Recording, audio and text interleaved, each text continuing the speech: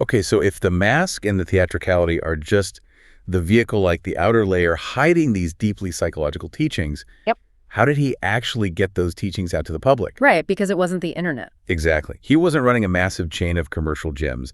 The answer, according to the text, is his books. Yes. And to really grasp this, we have to strip away our modern context and remember what books meant in a pre-internet world. That is so important. We just take for granted that today, a prospective student can pull a supercomputer out of their pocket and instantly stream 10,000 hours of highly technical martial arts tutorials. Literally anytime, anywhere. Right. But before that infrastructure existed, books were literal physical portals to other worlds. Portals. I love that. The source explains that for a young reader living in, say, a rural town with no martial arts school, no ninja teacher, and no access to that culture, Ashida Kim's books arriving in the mail were profound initiation points. Wow, yeah. Imagine getting that in the mail as a kid. They stirred the imagination in a way that is just hard to replicate today, and the text makes a vital central distinction here that critics routinely miss. What's that? The fundamental difference between a lie and a myth.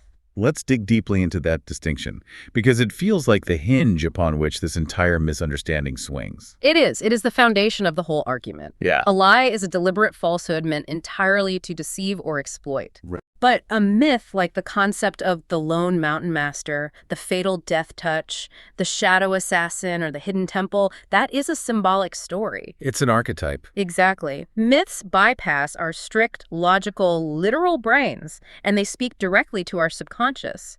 A myth carries deep, resonant meaning.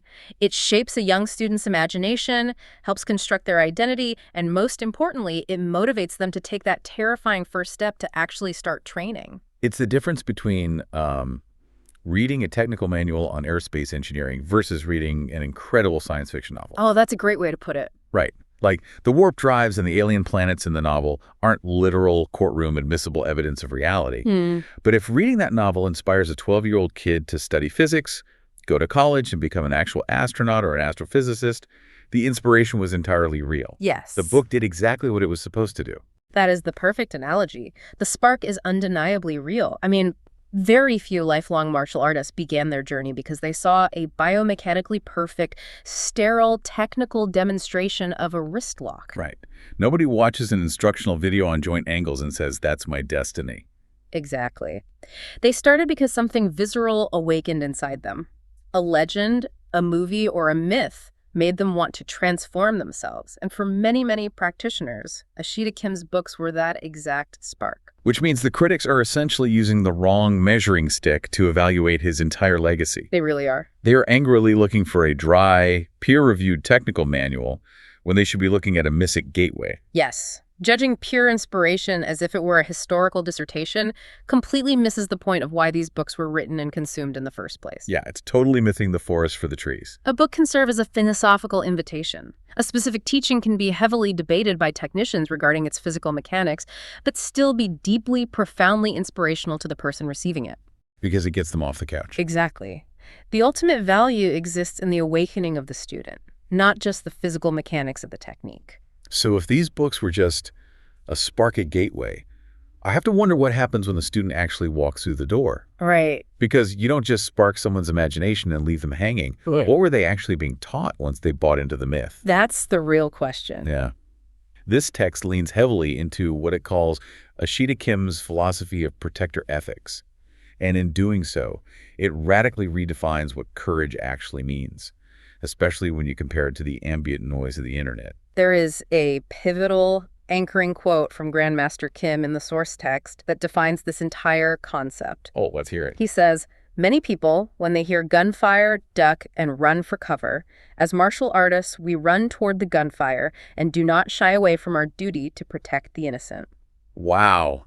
Okay, that completely flips the script. It does. It means the guy the internet constantly portrays as a coward, hiding behind a mask, is actually preaching a doctrine of extreme, almost crushing responsibility. He is. If we connect this to the bigger picture of historical warrior cultures, it reframes Ashida Kim completely. How so? He is not presented here as a man obsessed with fighting for sport or looking dangerous for the sake of his ego.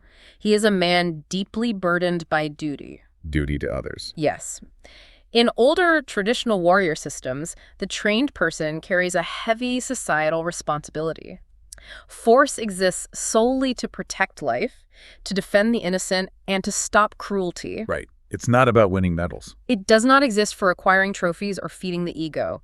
When danger arrives, the protector does not hide behind the untrained. So what does this all mean? The contrast there is staggering when you juxtapose that profound, heavy sense of duty with the modern internet tough guy persona. Oh, it's night and day. It really is. Mm-hmm. The modern internet seems to constantly confuse blind aggression with actual bravery. Yes. We see people issuing constant challenges, demanding public spectacles, and hurling insults from anonymous accounts.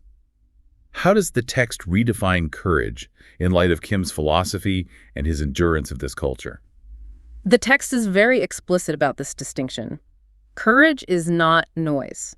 Courage is not a highly active comment thread. Definitely not. It is not trying to bait another person into public chaos, and it is certainly not joining a mob to hurl ridicule. So what is it?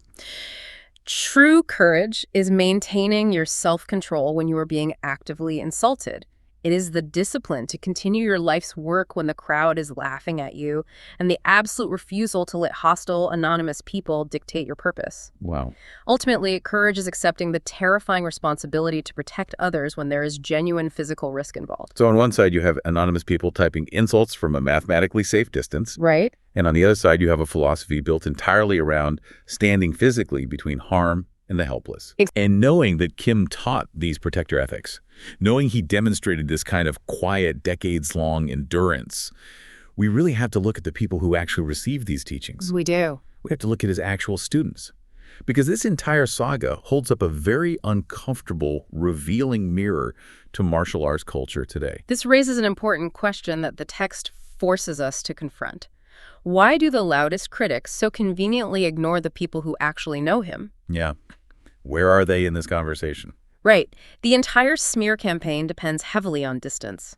It is incredibly easy to relentlessly attack a two-dimensional caricature from across the country. Oh, for sure. Keyboard warriors. Exactly. But the text points out that it is much, much harder to dismiss the actual lived human testimony of his students. The people who step forward and say, he helped me, he gave me confidence when I had none, he treated me with respect, and most importantly, he was not the man the internet described to you. Because if you only look at the critics and the forums, you completely erase the people whose lives were genuinely changed for the better.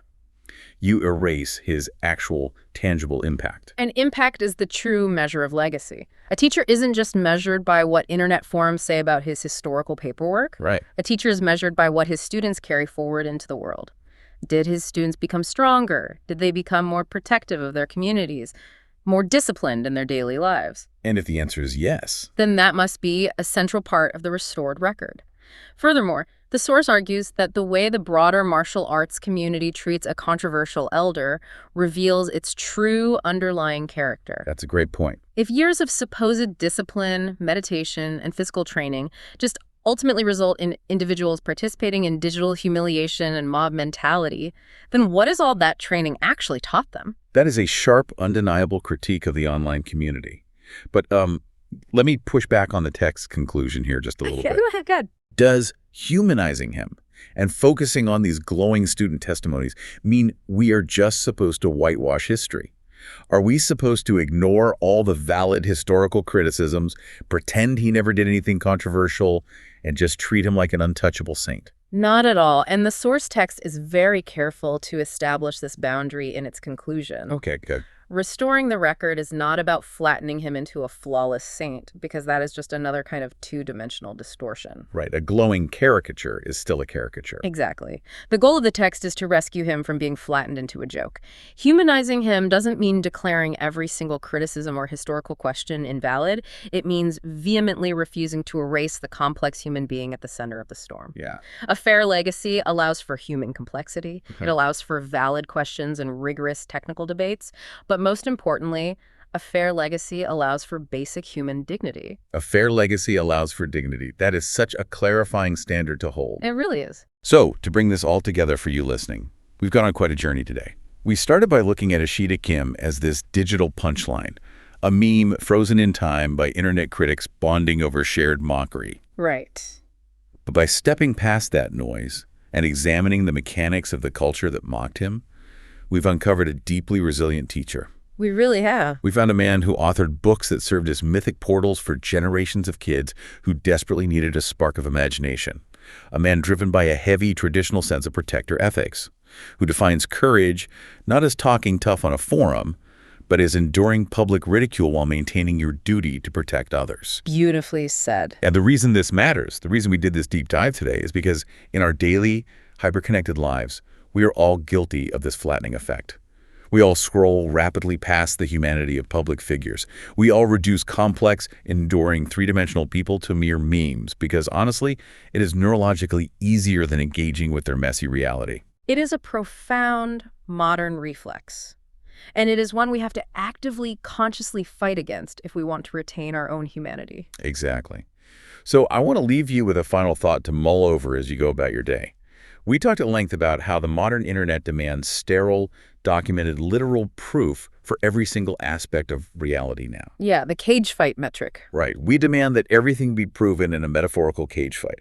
But if we increasingly demand that kind of literal, sterile evidence for every single aspect of our heroes, our teachers, and our cultural legends, do we risk entirely eradicating the very mystery, the myth, and the imagination that inspires ordinary people to begin the journey toward greatness in the first place? That's a heavy question. It is. Because if we only ever look for the clinical X-ray of a person, we might just destroy the beautiful, complex painting right in front of us, and we'll be left with nothing but the caricature.